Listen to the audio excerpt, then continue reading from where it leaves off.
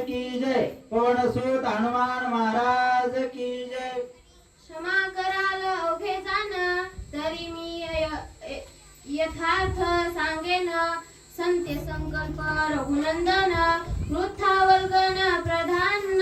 हो त्या ते काय ना हात जोडले, मला सगळ्यांना हात जोडले. आपल्या कुटुंबाला क्षमा करून सांगतो म्हणजे तुम्हाला क्षमा मागून असणारा तुम्हाला एक विनंती करतो. त्या रघुनंदन तो बरोबर रामचंद्र जर का आपलासा केला ना, मग कशाचीच अडचण येणार नाही, काहीच दुःख व्हायचं कारण नाहीये, असं अति काय बोलू लागला. इंद्रजित माझा ज्येष्ठ, बंधू पुरुषार्थ बोलतो संबंध. करिता कपिशी येऊ संबंधू, तेने सुबुद्ध घातला. तो अति काय बोलू लागला. इंद्रजित माझा मोठा भाऊ आहे, मोठा भाऊ असल्यामुळे जरा आवाजावर बोलावं लागतंय, मोठा भाऊ असल्यामुळे मान राखावं लागतंय.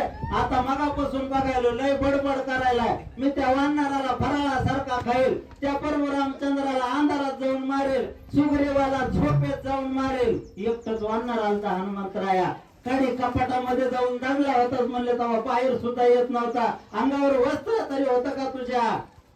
काय आता मोठेपणा तू सांगू लागलेला आहे. असा हा अति काय छोटा भाऊ बर का, रावणाचा मुलगाच आहे हा. हा आता बापासमोर जास्त बोलता येत नव्हतं मला, तरी सुद्धा त्याला वाटलं आपलं कुळ आता भ्रष्ट नष्ट होणार आहे, आपलं कुळ या ठिकाणी संपणार आहे. म्हणून आपल्या कुळाला उद्देशून रावणाला, इंद्रजिताला, सगळ्याला उद्देशून तो बोलू लागला. त्या परशुरामचंद्राचं सत्यत्व करा. आणखीन काय बोलतोय? तोची इंद्रजित आता लाजेना वाटव बोलता, मिथ्य बोले राय देखता, अति पुरुषार्थ वाल्गोनी. हा तोच इंद्रजित ना जोर हनुमंताच्या समोर, हनुमंताच्या मारा भेन दडून बसला होता.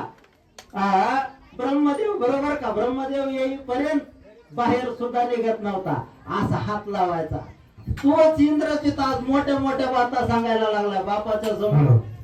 ही खरं नाहीये, खोटी वर्ग नाहीये, हे मिथ्या आहे, हे अधोगतीला जाण्याचे लक्षण आहे, असा अति काय. आणि त्या ठिकाणी आपल्या भावाला उद्देशून, बापाला उद्देशून आणि त्या ठिकाणी बोलू. मारीना लक्ष्मण दीदी थांबा दीदी.